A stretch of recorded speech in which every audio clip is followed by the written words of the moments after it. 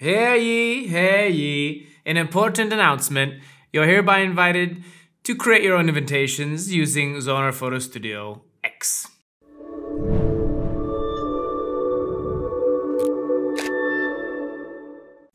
Howdy everyone, in this video we're going to be taking a look at how to practically create any kind of invitation for practically any kind of event, and we're going to be using Zoner Photo Studio to do just that. So let's go take a look. But before we jump in, we've noticed that many of you have not subscribed to our videos yet. So if you could please give us a subscribe, give us a thumbs up, it helps us a lot and it helps us attract new people that could potentially benefit from the value of these videos. All right, let's jump in. Okay, firstly, let's create a new project in the editor module using a white background in the landscape format. And since we want to print the invitation on what is internationally known as the A4 format, in the US, that's going to be your 8.5 by 11 inches. And that is basically just a regular sheet of paper. And we want to fit at least 4 invitations per that sheet of paper. So we're going to have to adjust the size in pixel format. And the pixel size that we're going to use is 2516 by 885.75 pixels. And that is going to be the width and 1/4 of the height of the A4, or that regular sheet of paper we talked about. And for wedding invitations, the most common is going to be our portrait orientation, which internationally is known as the A5 format. And in the US, that's going to be your 8.5 by 5.5 inches. And that translates to 1749 by 2481 pixels. I'm making an invitation for botanists, and it's going to be a botanist meeting, so I'm going to choose a landscape format.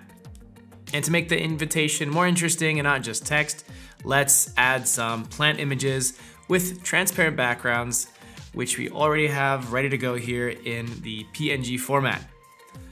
Let's add one of the larger ones to the background with a lower opacity, and that is going to fill the white background quite nicely without covering any of our text. And for the sides, let's add some more images that sort of pop and catch your attention. All right, next let's add some text.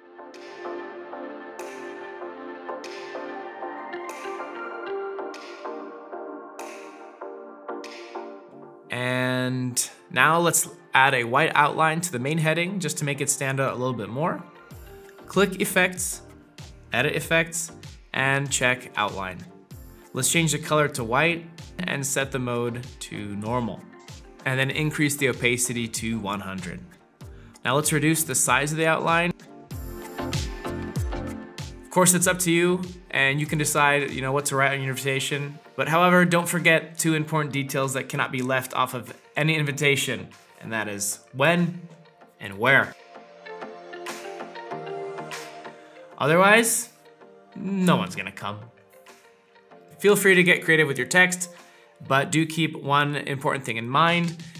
Do not use more than 2 fonts, because that is going to look ridiculous. Less is more, and there's nothing worse than an invitation that is just a jumble of different fonts. It looks terrible. Don't do it. You heard it from us. But if you do want to get crazy and you choose to use 2 different fonts, it's a good idea to have a primary font for headings and then a secondary font for your additional text. Just like this invitation, which I also designed using Zoner Photo Studio X. And that's it. My invitation is all done. I can save it into a printable format like JPEG that everyone's used to and start sending them out to all the people I want to invite. I hope you enjoyed this video. Another little useful tip that you can use for your next gathering. Don't be afraid to let us know what you think below. Give us a thumbs up, hit subscribe so you don't miss any other videos, and I will see you in the next one. Until then, take care and enjoy your party. Ciao.